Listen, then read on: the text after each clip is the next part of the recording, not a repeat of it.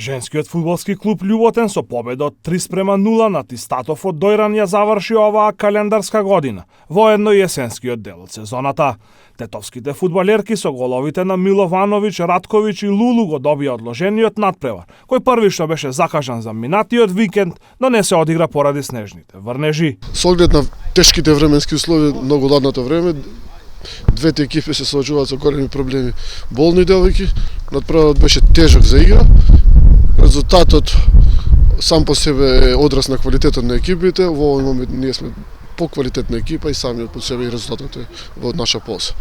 Што се однесува за крај на полусезоната, го завршуваме со еден бод за останаток за за лидерот на табелата со реални шанси за борба за титулата на пролет.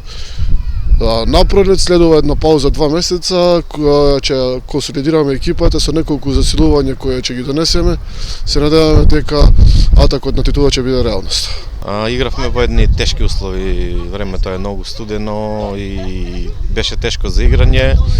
Ние бевме хендикепирани поради неиграњето на два клучни играчи, српската интернационалка Јована Вучичевиќ, кој имаше смртен случај во фамилијата, и нашиот најдобар напаѓач Кристина Петрушевска, која е повредена.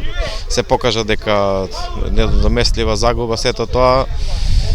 Одигравме едно добро прво полувреме, се држевме колку можеме.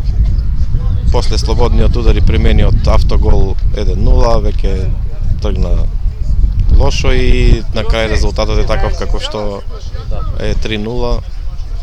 И така да пак уште еднаш би честитал на домашните, беа подобри. Љуботен есенскиот дел од сезоната го заврши на третата позиција на табелата со 26 бодови, само еден помалку од Тиверија и Скопје кои ја делат првата позиција.